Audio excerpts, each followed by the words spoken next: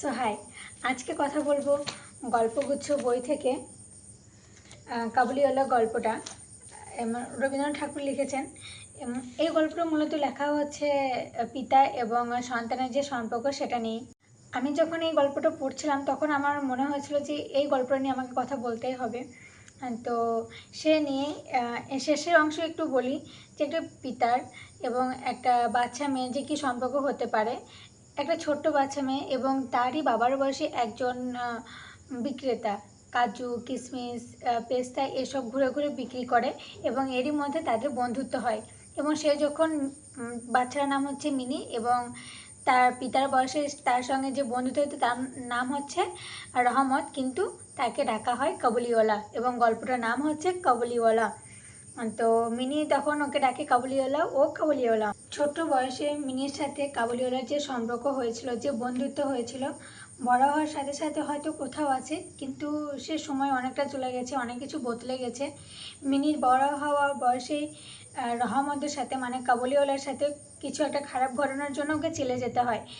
Jail থেকে ফিরে আসার পর প্রথমে সে মিনিদের বাড়ি আসে এবং কাবুলিওয়ালার সাথে মিনির বাবার দেখা হয় এবং মিনির বাবা তাহাকে কিছু টাকা দিতে চায় এবং তার আগে সে মিনির জন্য কিছু আঙুর কিঞ্চিত বাদাম মানে মিনির জন্য নিয়ে আসছিল।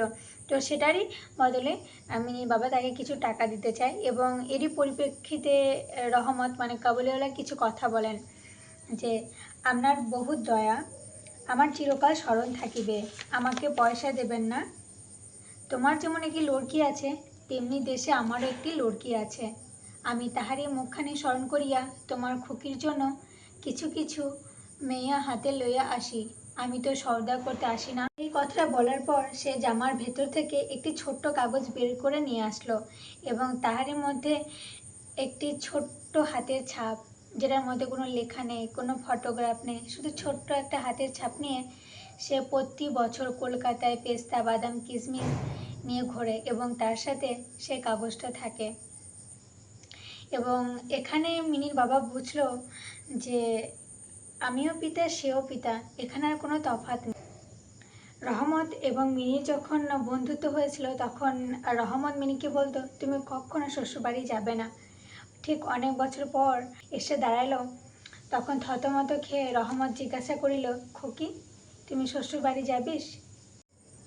এই কথাটা শোনার পর মিনি একটু লজ্জায় ফিরে গেল ঘরের মধ্যে এবং রহমত একটা গভীর দীর্ঘ নিঃশ্বাস ফেলে বসে পড়ল মাটির মধ্যে। এখন সকালবেলা শরতের স্নিগ্ধ রৌদ্রকিরণের মধ্যে সানাই বাজতে লাগলো। রহমত কলকাতার কোনো এক গলির ভেতরে বসে আফগানিস্তানে এক মরু পর্বতের দৃশ্য দেখিতে লাগলো। গল্পটা পড়ার পর এটাই মনে হলো যে কোনো সম্পর্ক শুধুমাত্র রক্তের সম্পর্ক থেকে হয় না, আমাদের আত্মার থেকে হয়। সো পরের কোনো ভিডিওতে আবার হয়তো বুকস নিয়ে বা কোনো স্টোরি নিয়ে কথা হবে। আজকের মতো টাটা।